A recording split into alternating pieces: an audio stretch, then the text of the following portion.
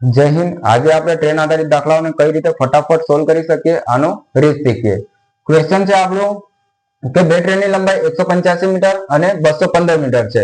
તેઓની ઝડપ અનુક્રમે 50 કિલોમીટર પ્રતિ કલાક અને 40 કિલોમીટર પ્રતિ કલાક છે. બંને ટ્રેન જે છે એ વિરુદ્ધ દિશામાં સમાંતર પટરી ઉપર દોડે છે. તો કેટલા સમયમાં બંને એકબીજાને પસાર કરશે?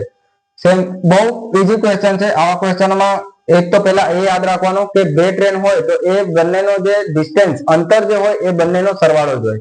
અને જો એની સ્પીડ છે રિલેટિવ સ્પીડ કહેવામાં આવે છે કે જો બંને ટ્રેન એક જ દિશામાં જાય તો રિલેટિવ સ્પીડમાં બંનેનો સ્પીડને માઇનસ કરવાનો, અને જો બંને એકબીજાના વિરુદ્ધ દિશામાં જાય છે તો એને સ્પીડને એડ કરી દેવાનો. આ બસ રિલેટિવ સ્પીડ વાળો દાખલો છે.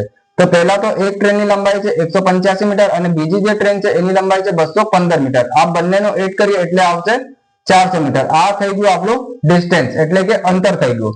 હવે રિલેટિવ સ્પીડ ની વાત કરીએ એટલે કે સાપેક્ષ ઝડપની વાત કરીએ તો બંને વિરુદ્ધ દિશામાં જાય છે એથી બંનેનું સ્પીડ જે છે પહેલી ટ્રેનની 50 કિલોમીટર પ્રતિ કલાક છે અને બીજી ટ્રેન જે છે એની 40 કિલોમીટર પ્રતિ કલાક છે, અને બંને વિરુદ્ધ દિશામાં છે એ માટે બંનેની ઝડપ જે છે એને એડ કરવાનો 90 કિલોમીટર પ્રતિ અવર થઈ જાય. બરાબર.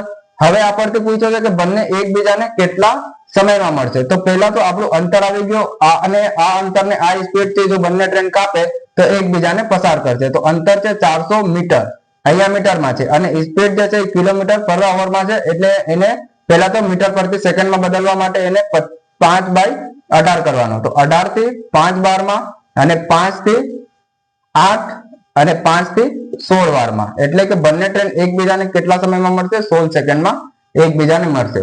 હવે આગળના વિડીયોમાં આપણે ટ્રેન આધારિત 2-3 દાખલાઓ ગણવાના છે. અમારી ચેનલ સાથે જોડાયેલા રહો. Thank you.